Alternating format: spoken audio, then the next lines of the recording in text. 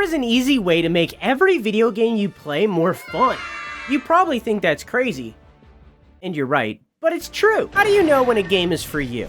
There are a lot of tools to lead you towards or away from the purchase, but they're all just comparisons in different paint. Even reading the descriptions or watching the trailer isn't safe, because your gross wrinkly brain by default relates one situation to another, even if the developers didn't intend the two. Many of the gaming industry's problems can be boiled down to reach people's comparisons, from how we consume and criticize games to actual theft. And yet the latter might be its saving grace. Let's go steal some cars! Comparing things isn't always bad, but it's quickly becoming worse over time. Partially because of AI, but also just the evolution of genres. So when does comparison become negative? Where do we draw the line? No, seriously. I have no idea what I'm doing. Comparisons make it easier to find games because they form the very categorization of them through genres. The unfortunate side effect of this is that the very genres themselves are then subjective, plus maybe some light bloating. They're decided by what people think defines the games that originated them. For roguelikes and Metroidvanias, this is obvious. It's in the name. But even they had to define themselves over time. Roguelike used to be specifically turn-based dungeon crawling, but now it's just permadeath, with roguelites being branched off with semi-permadeath. Those two aren't the only ones that come from a specific game either. They all do. FPS started with Doom, where at one point all games are called Doom clones, even though Doom wasn't the first. Adventure games aren't actually based on the real word adventure, but instead were based on Colossal Cave Adventure, which later helped form the point-and-click genre. Now everything is an adventure game, so saying it is the equivalent of being like, you walk in this game. Meanwhile, the actual adventure genre has been renamed. Once again, these genres are incredibly important.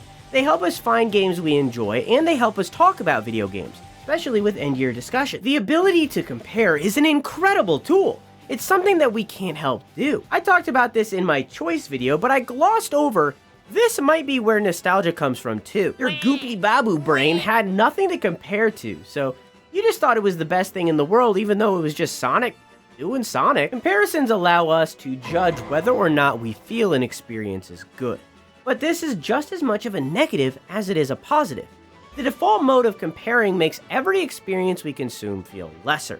Not because that experience, but because of a completely different, sometimes unrelated one. Even if the thing you're comparing doesn't affect the game's greater intent. Usually, this is with something you love. This game doesn't do that as good as this game does. Immediately you're putting the new experience at a disadvantage, because you're allowing your bias to take control of the conversation instead of focusing on what's in front of you. Shakespeare once said, "Criticism is the thief of joy." And while he was probably just mad that someone didn't understand his crappy play, he was right. And criticism is also born from comparison. We only know what is good because of past experiences that put those preferences in motion. The only way to lessen the blow of comparisons is the birth and expansion of genres. By making the genres more specific, we'll compare the genre standards against the games rather than the games themselves. We've already seen this happen with roguelike. It started out negatively, with people lashing out against any game that wasn't a turn-based dungeon crawler. But now we've defined it further rather, and know what it means when we see it. FPS started with every game being compared to Doom, with any game breaking that format being shamed, until Half-Life showed what it could mean, until Half-Life showed that it could mean so much more, while still using a lot of Doom's trends, and now it can mean any number of things, which subgenres help define. Third grade reading level. So if genres are the partial cure to comparisons, and comparisons make it so we enjoy games less, how do we make more subgenres that define these experiences? The answer is unfortunate, and it's the majority of this video, so I hope you don't hate it. Please don't leave. I need this video to work out. It took a really long time to make. Time in clones. The word clone might seem negative. What are you, a clanker? Not all copycats or clones are bad. Some games merely take inspiration from other developers to form the soup of genres that make up their games. Nintendo's Breath of the Wild, for example, was inspired by Bethesda's Skyrim, which was inspired by Obsidian's New Vegas, which was inspired by Rockstar's GTA 3, which was inspired. Some games are even inspired by other types of media. Helldivers 2 was mainly inspired by movies like Starship Troopers and Terminator. For democracy! Dark Souls was inspired by Berserk, a manga. as was Elden Ring. Video games don't just pop out of thin air, people need to draw on somewhere for their creative work. And a lot of the time, that just so happens to be each other. Surprisingly, a lot of people who make video games also enjoy video games. It's like it's a passion industry that only harms them to be in, and yet they choose to stay in it anyways. Games that take inspiration from each other often become the groundbreaking titles that redefine the genre. Again, Doom was not the first FPS. There was loads of games before it, but Doom reformed the genre in such an interesting way that it caused other devs to envy or aspire to be like their creation, and in turn, the Doom clone was born. Amnesia: The Dark Descent was not in any way the first psychological horror game, and yet every horror game that came after it has had inspiration pulled from it, even games and series that existed before Amnesia. Without building off of one another, games would have to go back to their roots, and every game would just be like Pong, and I don't want that future. This isn't to say that new genres can't be created. Hideo Kojima has been trying to start the Strand genre with his Funky Fetus game, even though Journey did it first 7 years earlier, which was inspired by going against the trends of action and violence in gaming. Now, we've talked about the history of genres and how they've been formed countless times. It's what the bulk of my videos are about at this point, and we'll definitely do it again in the future. Looking at you, Souls-likes. But this video is about the gaming industry as a whole, and how video games copy from each other to form genres that we know and love. That doesn't always happen out of positivity and respect. Sometimes games overstep their inspiration. Chances are, you've played a clone before, but maybe you didn't know it was a clone because you didn't play the original. They used to be a lot more obvious before the late 2000s. Easy to spot and usually not done well, like the great Gianna sisters copying Mario so intensely that the opening stage is nearly 1-to-1. Most games like this ended in a lawsuit or were just forced off the market. Now hold on, this actually isn't what I mean by clones. These are still around, but we'll talk more about them later. First, we have to talk about games that walk on the gray line, like a drunk driver who had one too many. Games that have evolved past theft to just being side-eyes. Games like Humankind, which rode Civilization's coattails very religiously. Or like Starbound, being Terraria, but in space! Both of these games are really good, with the latter having a massive cult following, but they're still shadows of what they're trying to mimic. Sometimes a clone is just trying to play homage to a older series or a game, or straight up trying to become its successor if the franchise is dead. Like Mighty No. 9 tried to be for Mega Man and failed miserably, or Back 4 Blood to Left 4 Dead, which unfortunately missed the mark by a mile, becoming less like Left 4 Dead and more like Left 4 Luck. Luck 4 Dead?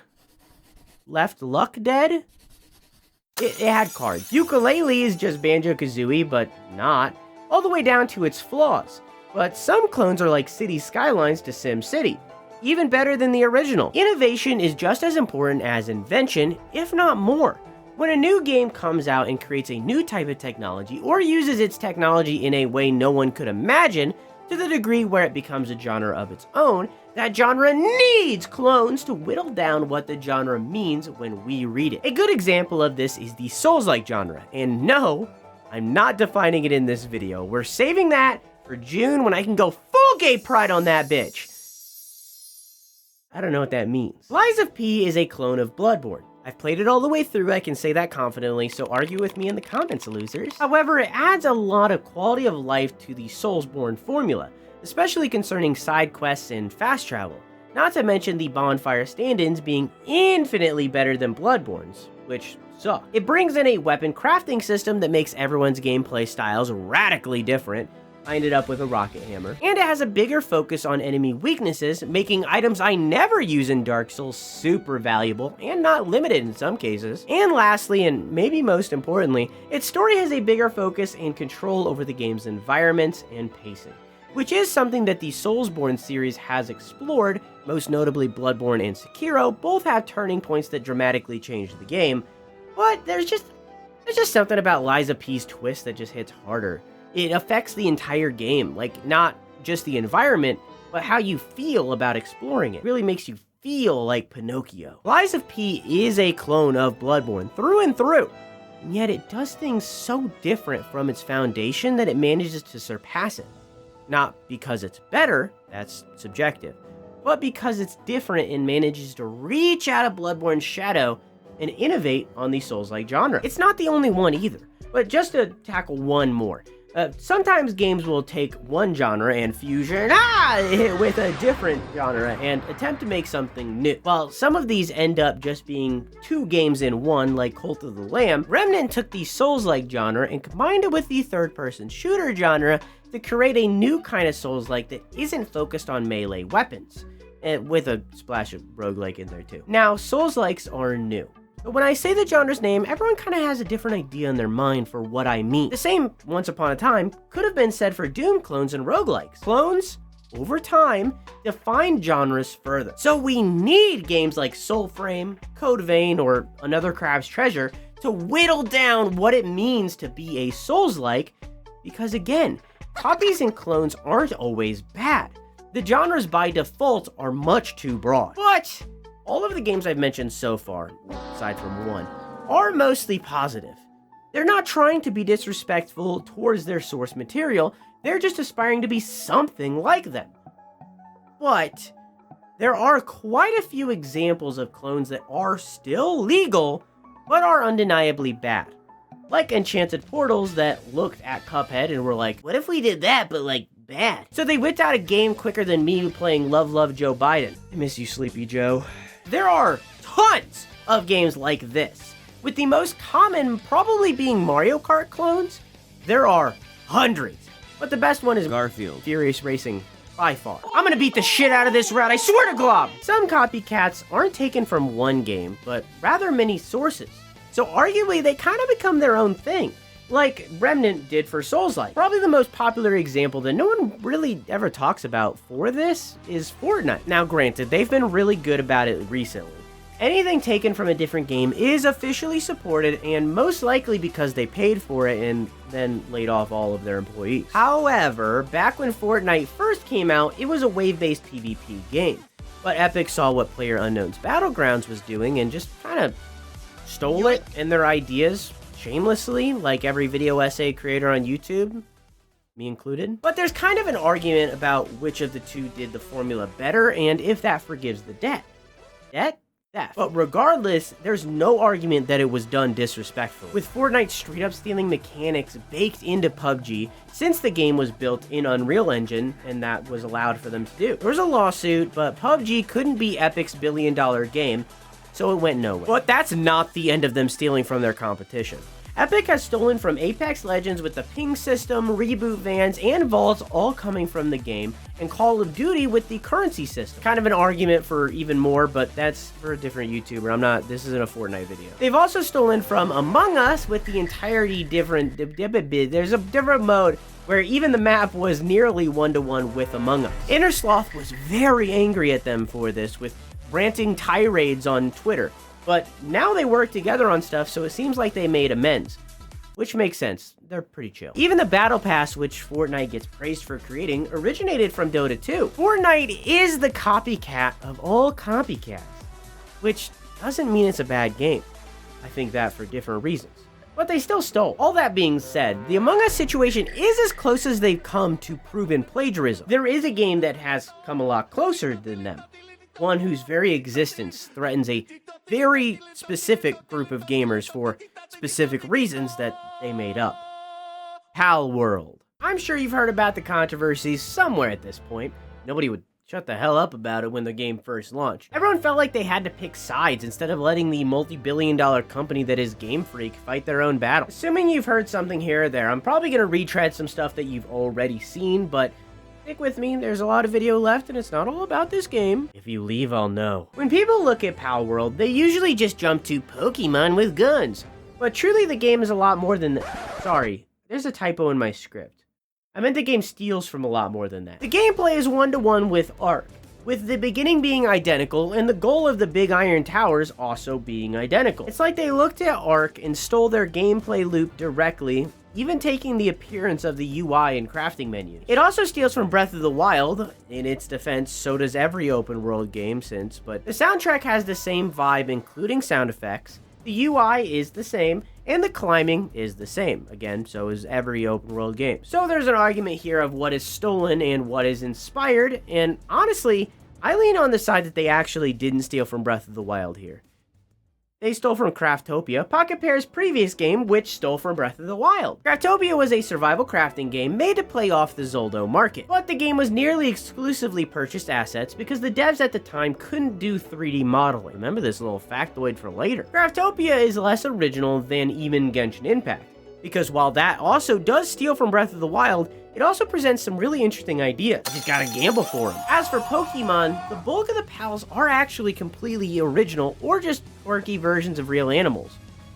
But not all. Palworld is clearly a parody of the world the freaky gamers have created. So there are quite a few that are inspired by Pokemon, but also ones that are just straight up stealing. There are even pals that Pocket Pair haven't released, and the assumed reason for this is because they're way too close to certain Pokemon. This one, for instance, is nearly identical to Luxray, and this other one is just a funky Mewtwo without the weird penis. Now, grain of salt, we can't hold them accountable for content that they didn't release. So videos that are lining up these unreleased pals with old models and such don't really matter to the greater argument.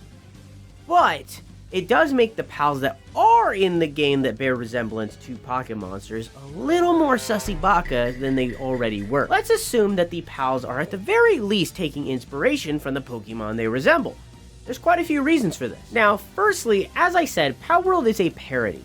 So even that alone is a good reason for them to be pulling from Pokemon. But also, as I said about Craftopia, Pocket Pair didn't know how to 3D model when that first Palworld trailer was released. Did you remember? They had to hire people to do that, but most of the team was still inexperienced. The CEO themselves said that it was a miracle that the game even launched in the first place, and it took a lot of crunch to get there. Part of the reason for that crunch is because they swapped from Unity to Unreal, since Unreal caters more to a 3D game, and more people are experienced with the engine nowadays. It's the industry standard. You can see the transition by watching the original trailer versus the new one. I preferred this original art style. I think the world and the pals matched way better. Now there's like a weird separation between the two. Regardless, this inexperience and crunch could explain why there could be plagiarism. The CEO's love for AI generation is another possibility. They've even released an AI game in the past. As of writing though, there has been no proof that AI has been used to make Palworld beyond procedural generation that's in every game. This is very much an ongoing story, as freaky gamers have said that they're looking into it. Plus, Japan doesn't have a fair use law like the US does, so the parody conversation actually doesn't matter that much. Pirate Software taught me that one. Thank you, Dad. However, it has been months since its launch and years since that first trailer, so maybe nothing was liable. Regardless, just let them do their thing, and let other people enjoy the game. There are like so many better things to be mad about. Like how it's been over a decade since a Pokemon game has been good. There are other proven instances of Pokemon being plagiarized by different games though, like Robopon, a game about taking care of robots instead of Pokemon, but the main character is just red with like a couple of move pixels. Granted, not many choices or options back then, but still. This kind of thing happens pretty often. We've spoken about games being compared to each other, inspired by each other, and copied from each other, but now let's view developers seeing the line where respect and disrespect meet, and choosing to just jump right past it to the dark side. There have been many cases where plagiarism has been present in video games, or at the very least is painfully obvious for everyone to see. Most of this nowadays is in the mobile gaming space, with some notable examples being the Westworld game that stole code from Fallout Shelter, which Bethesda proved was the case by showing that both games suffered from the same glitches. Classic Bethesda. Or Flappy Bird, which might be the most popular mobile game of all time, but was made entirely from assets stolen from Mario, with the main character looking like a Cheep Cheep, and the green pipes and background all being directly from Mario. But Flappy Bird goes one layer deeper. Like onions. Because the game is also stealing from Piao Piao vs. Cactus, which was functionally the same game, just in like a different, much worse art style. Like a double-layered plagiarism cake. Everybody loves cakes. Another place this happens often is community-ran games like Roblox. A lot of these stages are made by kids who don't understand what the word plagiarism means, or just don't care because Roblox moderation isn't really doing anything to enforce it. Don't let these two examples fool you though. There are a lot of mainstream examples of plagiarism too. A lot of music gets plagiarized in games, with the most egregious being in Dragon Ball Budokai 3,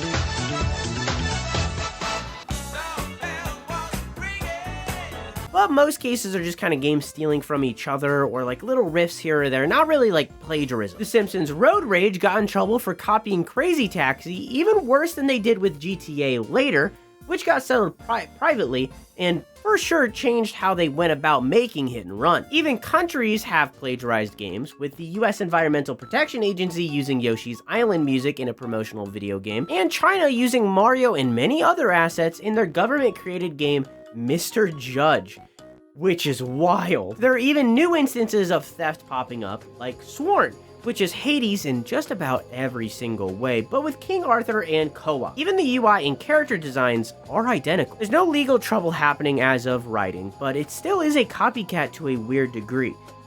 But it still looks sick. I'm probably still gonna play it, but like, I had to call it out. Even game criticism isn't safe from plagiarism. Like when Philip Mewson from IGN stole Boomstick Gaming's Dead Cell review and has since been fired and will never work in this industry ever again. H-Bomber Guy covered this situation well enough though, so we don't need to dig into it enough here. Most of you probably watched this video, and if you haven't, watch it. With the introduction of AI in the last year, all of this will become a lot worse and way more common. AI is made with the purified purpose of looking at other people's creations and copying their homework to pump out a new creation.